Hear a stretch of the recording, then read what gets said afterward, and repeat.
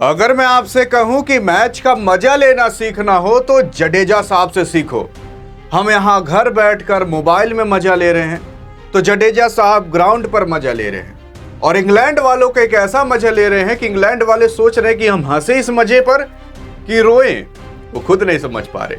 क्योंकि आपके जडेजा साहब ने जो हरकत करी मैच खत्म होते होते, वो हरकत सुनकर और देखकर पूरी इंग्लैंड टीम हंस रही है, पूरा इंग्लैंड देश हंस रहा है, तो पूरी इंडिया देश भी हंस रहा है। क्योंकि आखिर ऐसा हरकत ही कर दिया, लेकिन सवाल उठता है कि आखिर कौन सा हरकत किया। क्योंकि इंडिया बनाम इंग्लैंड के थर्ड टेस्ट मैच के अंदर जब भारतीय टीम टॉस हार गई, टॉस हारने के बाद टीम के खेमे में फील्डिंग करने का फैसला चला गया। क्योंकि वो मैदान ही द लॉर्ड्स क्रिकेट स्टेडियम ऐसा है जहां पर आप पहले बैटिंग कर आप अच्छा रिकॉर्ड बना सकते हो।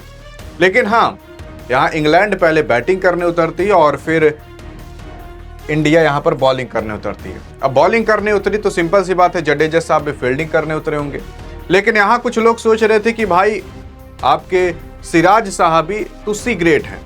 असल में सिराज साहब आते हैं, इंग्लैंड वाले के एक फील्डर का बैट लेकर चेक करते हैं कि भाई बैट कैसा है। मतलब जिनको बैट पकड़ने का ढंग ना हो वो बैट पकड़ कर चेक कर रहे हैं कि भाई बैट ठीक ठाक है कि नहीं। काफी लोग सोच रहे थे कि यही सबसे बड़ा फनी पार्ट है, लेकिन फनी पार्ट कौन सा भी मैं आपको दिखाने वाला हूँ। ये तो कुछ नहीं है उस चीज के सामने। मतलब जो गेंद फेंकने में महानता हासिल किया, वो बैट फेंकने में भी महानता हासिल करने की सोच रहा है। ये सोच रहा होगा बंदा कि यार ये बैट कैसे पकड़ रहा है, उसको मैं ढंग से देखकर भाई कहाँ बॉल डालनी है वो मैं जज कर सकता हूँ। खैर इनकी बात छोड़ते हैं, लेकिन आते हैं जडेजा साहब पर। जडेजा साहब और जो रूट के बीच जो कॉम्बिनेशन उस टाइम बैठा था, जो रूट यार रोते रोते हंस पड़े। क्योंकि इंडिया बनाम इंग्लैंड के थर्ड टेस्ट मैच के अंदर जब पहला दिन बीत रहा था, उस पहले दिन का जब आखिरी ओवर था, उस आखिरी ओवर की जो चौथी गेंद थी वो जब कराई गई, तो उस टाइम आपके बेन स्टोक्स साहब और आपके जो रूट साहब स्ट्राइक और नॉन स्ट्राइक पर थे। चौथी बॉल आपके जो रूट साहब के लिए। असल में जो रूट साहब उस टाइम 98 रन पर पहुंचे थे। जो रूट का मानना था कि यार 2 रन मारकर आज ही मैं अपना शतक पूरा कर लूं। पता लगा कल आया तो आउट हो गया, बड़ी दिक्कत हो जाएगी, शतक भी नहीं पूरा हो पाएगा। असल में ये 191 गेंद खेले रहते हैं और 99 रन मारते हैं और दिन खत्म हो जाता है। यहाँ पर 98 रन जब ये पहुंचे रहते हैं तो जो शॉट मारते हैं वो शॉट जाता है डायरेक्ट आपके जडेजा साहब के हाथ में। जो रूट साहब सोचते हैं कि चलता हूँ 2 रन भाग लेता हूँ और अपना शतक पूरा कर लेता हूँ। जब ये 1 रन भागते हैं तो तुरंत जडेजा साहब के हाथ में गेंद आ जाती है। और आप जानते हो कि अगर सामने परले हो तो उस परले में जाने की कोशिश करना अपनी ही बेवकूफ़ी होती है। यहाँ पर अगर जडेजा साहब के हाथ में गेंद आ गई, यानी कि परले आ चुका है, जो रन भाग रहा है। अब यहाँ पर आपके जडेजा साहब इस गेंद को ललचिवाने के लिए इनको भाई नीचे रख देते हैं, भाई भाग ले तो 1 रन और, ताकि तेरा शतक पूरा हो जाए।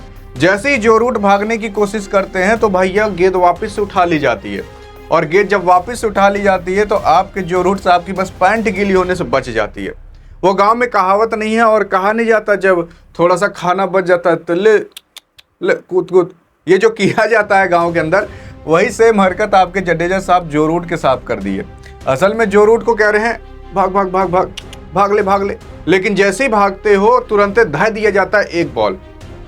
जैसे अगर आप बुला रहे हो ना ले, और आते ही आप कुत्ते को मार दिए, वैसे ही जो रूट के साथ हुआ। भैया जडेजा साहब रन दे रहे हैं, लेकिन जैसे ही रन दिया गया तुरंत ये गेंद उठाकर धय के डंडा इनको जड़ दिए।